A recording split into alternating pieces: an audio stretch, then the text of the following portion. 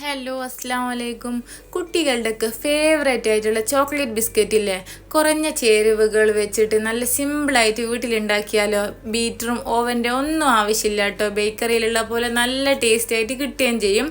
അപ്പോൾ വീഡിയോയിലേക്ക് പോകുന്നതിന് മുമ്പ് വീഡിയോ ഇഷ്ടമായ ലൈക്ക് ചെയ്യുക, ഷെയർ ചെയ്യുക, സബ്സ്ക്രൈബ് ചെയ്ത് സപ്പോർട്ട് ചെയ്യാനൊന്നും മറന്നു പോവല്ലേ. ഇനിയിപ്പോൾ ഇതാ നമുക്ക് റെസിപ്പിയിലോട്ടേക്ക് പോകാം. അതിന് വേണ്ടിയിട്ട് ഒരു ബൗൾ എടുത്ത് വെച്ചിട്ട് അതിലേക്ക് ഒരു മുട്ട പൊട്ടിച്ച് ഒഴിച്ച് കൊടുക്കുന്നുണ്ട്.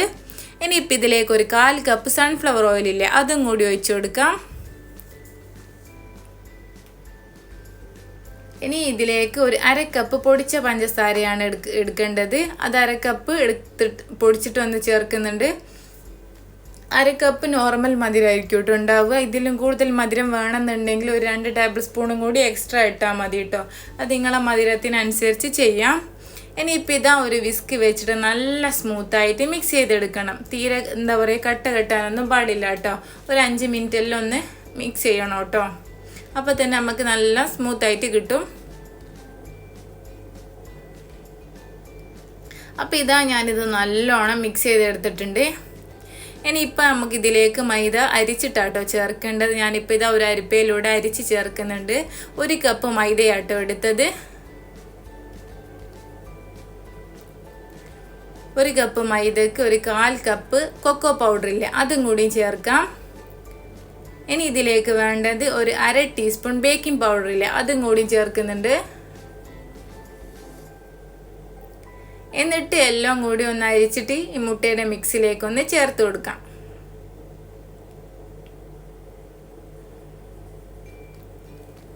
നല്ല സിമ്പിളായിട്ടോ. കുട്ടികൾ ഇപ്പം എന്താ പറയുക, സ്കൂളൊക്കെ വിട്ട് വരുമ്പോൾ കുട്ടികൾക്ക് ബിസ്ക്കറ്റ് എല്ലാം ഇഷ്ടപ്പെടുന്ന കുട്ടികളുണ്ടാവില്ലേ, അവർക്ക് ഇതേപോലെ ഉണ്ടാക്കി കൊടുത്താൽ നല്ലോണം ഇഷ്ടപ്പെടും കേട്ടോ. നല്ല ടേസ്റ്റ് ആയിട്ട് കഴിക്കാൻ നല്ല സിമ്പിളായിട്ട് ഉണ്ടാക്കാനും പറ്റും. കുറഞ്ഞ ചേരുവകളൊക്കെ മതിയല്ലോ. ഇതൊക്കെ എന്തായാലും വീട്ടിലുണ്ടാവുകയും ചെയ്യും.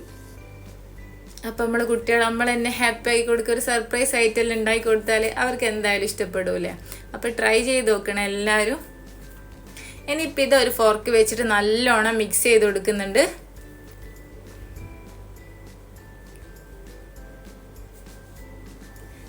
മിക്സ് ചെയ്യുമ്പോൾ എക്സ്ട്രാ പാലോ വെള്ളമോ ഒന്നും ചേർക്കേണ്ട ആവശ്യമില്ല കേട്ടോ. കറക്റ്റ് മെഷർമെൻറ്റ് നിങ്ങൾ ഇതേപോലെ ചെയ്യുന്നുണ്ടെങ്കിൽ കറക്റ്റ് മെഷർമെൻറ്റ് നോക്കിയാൽ മതി കേട്ടോ.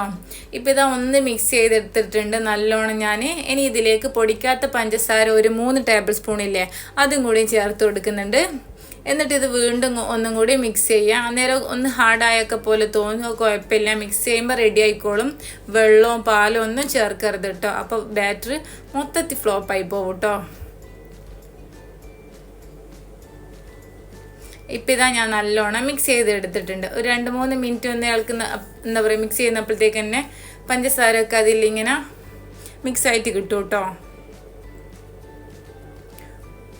അപ്പോൾ ഇതാ ഈ ഒരു പാകത്തിലാട്ടോ വേണ്ടത്. വല്ലാണ്ട് അങ്ങ് കട്ടിയിൽ ആയി പോവരുത്, എന്നാൽ ഭയങ്കര ലൂസും അല്ല. അപ്പോൾ ഇതാ നല്ലൊരൊത്തൊരു ഇതിൽ സോഫ്റ്റിൽ കിട്ടിയിട്ടുണ്ട് കേട്ടോ നമുക്ക്. ഇനിയിപ്പോൾ ഇതിൽ നിന്ന് ഓരോ ചെറിയ ബോൾസ് ആക്കിയിട്ട് എടുത്തിട്ട് നമുക്ക് ഉരുട്ടിയെടുക്കാം. ഏത് ഷേപ്പിലും എന്താ പറയുക, ഏത് ഡിസൈനൊക്കെ കൊടുക്കണം നിങ്ങളെ ഇഷ്ടം കേട്ടോ. എങ്ങനെ വേണമെങ്കിലും ചെയ്യാം. ഞാനിപ്പോൾ ഇതാ ഒരു ഫോർക്ക് വെച്ചിട്ട് ഇതേപോലെ ഡിസൈൻ ആക്കി കൊടുക്കുന്നുണ്ട്.